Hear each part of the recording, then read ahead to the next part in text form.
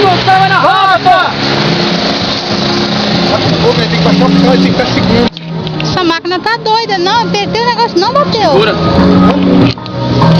Chegar na faixa, mais ou menos, um pouquinho antes da faixa. Deixa eu ver se eu consigo. Conseguiu? Não. Deixa eu ver se eu consigo. Dá um toque pro Tom pra ele baixar, ficar segundo, terceiro, senão vai Tem que fazer aquilo ali, puxa um pouquinho. Só não mantém direto, não, os caras sugam.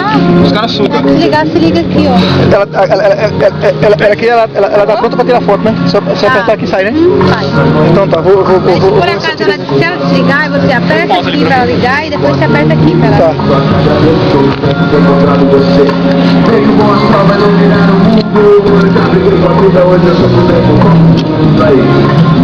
Então, irmão, tem 2 meses que eu tô pedalando. Um mês e meio que eu tô pegando filme, sabe? Eu tô indo com essa toda essa semana pedalando. Toda coisa, Não sei, eu tenho que limpar. Tem água, Aí eu não? vou... Você quer água? Não, não tem não. Pior que eu tenho uma garrafa lá no carro, lá Não tem precisa assim.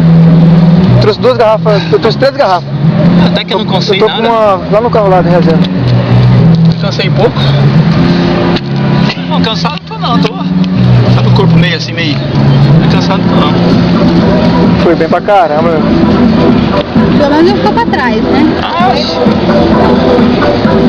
O segredo é se manter junto com o pelotão. Você vai um pouquinho pra Aí, ó, frente. tira essa água aí. Agora, cuidado aqui e tira dali, quer ver? Tira antes da faixa da perna. Pega